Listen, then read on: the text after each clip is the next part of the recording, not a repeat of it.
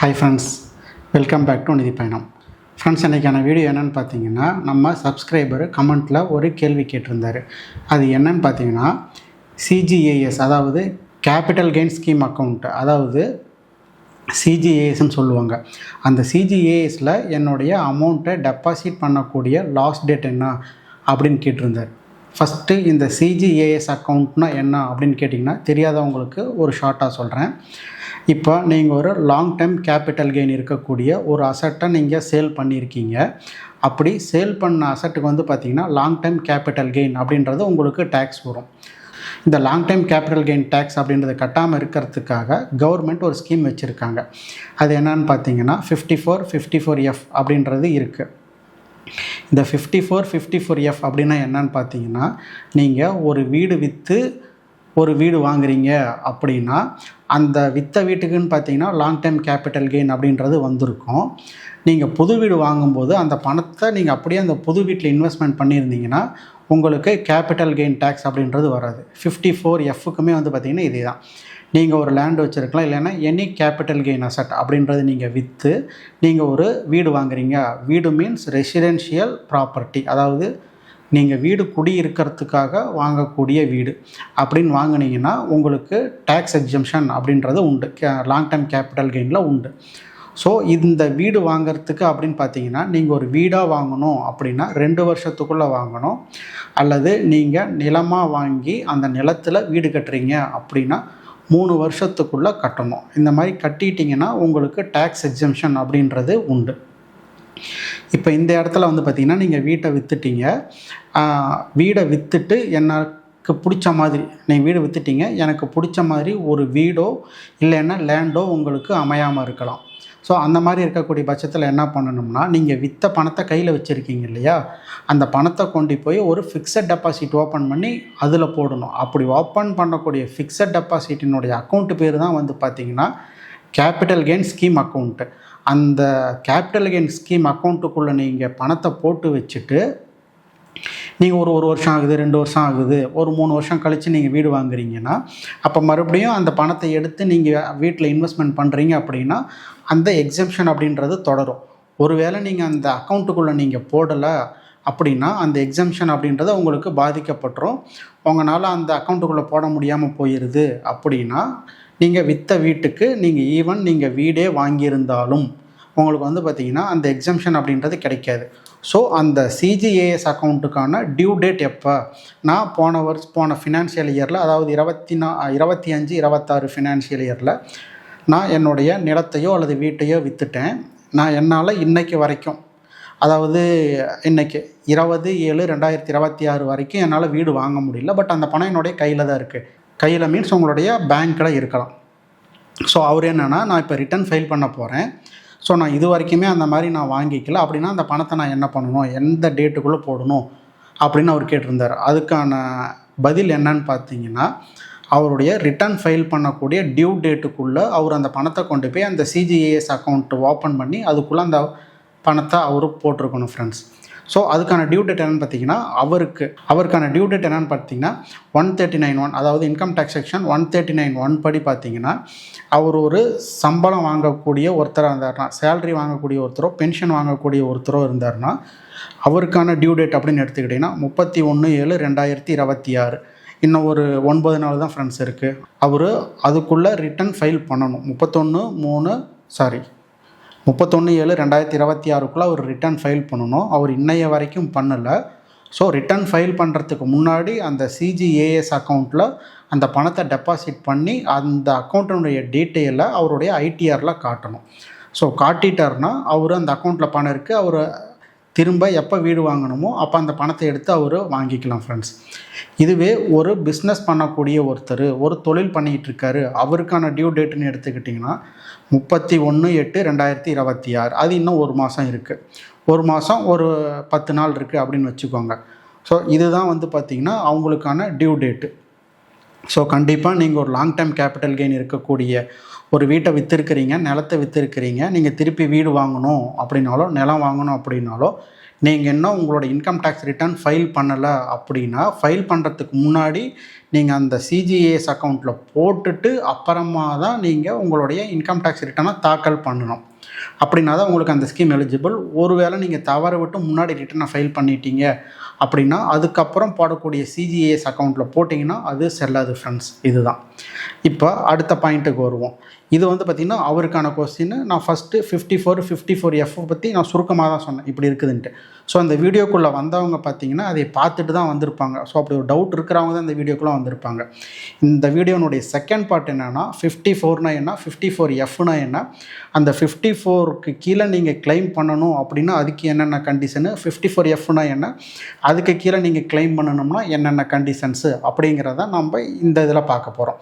அது என்னன்னு பார்த்தீங்கன்னா ஃபஸ்ட்டு 54னா என்னன்னு பார்த்தீங்கன்னா நீங்கள் ஒரு வீடு வச்சுருக்கீங்க, நீங்கள் குடியிருக்கிற வீடு.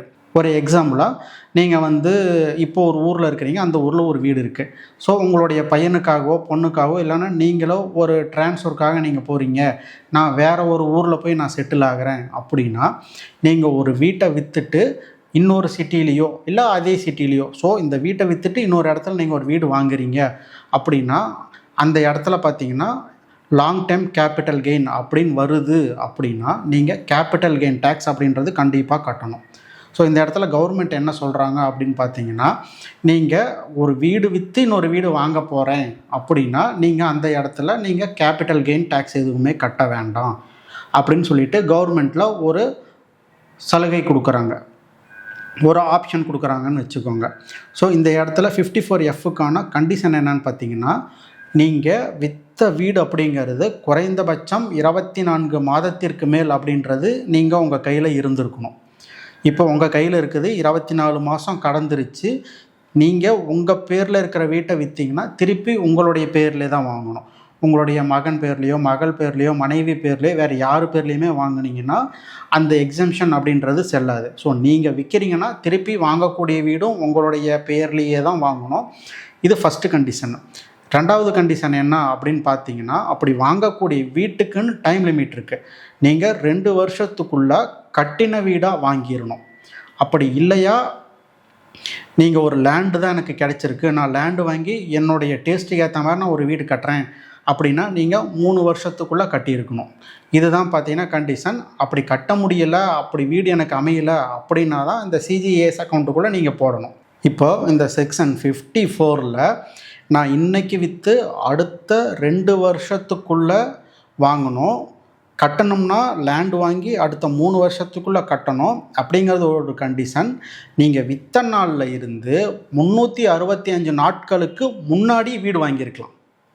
ஓகேங்களா? ஃபஸ்ட்டு வீட்டை வாங்கிக்கிட்டு அதுக்கப்புறம் இருக்கிற வீட்டை விற்றீங்கனாலும் 1 வருஷத்துக்குள்ளே நீங்கள் வாங்கியிருக்கணும். புது வீடு 1 வருஷத்துக்குள்ளே வாங்கி நீங்கள் விற்கிற வீடு 1 வருஷத்துக்குள்ளே விற்றுட்டிங்கனாலும் அந்த எக்ஸாம்ஷன் எடுக்கலாம். விற்றதுக்கப்புறம் வாங்குகிற வீட்டுக்கும் 2 வருஷத்துக்குள்ளே வாங்குகிற வீட்டுக்கும் பார்த்தீங்கன்னா நீங்கள் இந்த எக்ஸாம்ஷன் அப்படின்றது கிளைம் பண்ணலாம். ஃப்ரெண்ட்ஸ், அதே மாதிரி இப்போ நீங்கள் இந்த 54ல் வந்து பார்த்தீங்கன்னா இன்னொரு பாயிண்ட் என்னன்னு பார்த்தீங்கன்னா நீங்கள் பழைய வீட்டை ஒரு 40 லட்ச ரூபாய்க்கு வாங்கியிருக்கீங்க, அந்த வீட்டை இப்போ நீங்கள் ஒரு 50 லட்ச ரூபாய்க்கு விற்றுருக்கேன்னு வைங்களேன். இந்த இடத்துல வந்து பார்த்திங்கன்னா உங்களுக்கு 10 லட்ச ரூபா அப்படின்றது உங்களுடைய கேபிட்டல் கெயின்.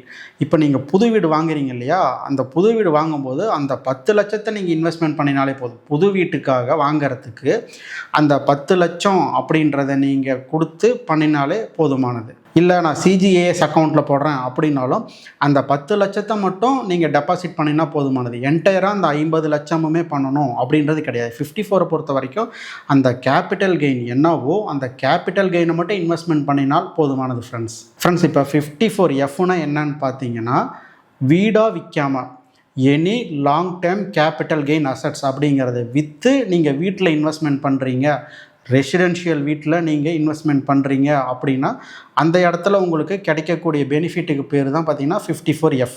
ஒரு உதாரணத்துக்கு நீங்கள் வந்து பார்த்தீங்கன்னா கோல்டு வச்சுருந்துருக்கலாம்.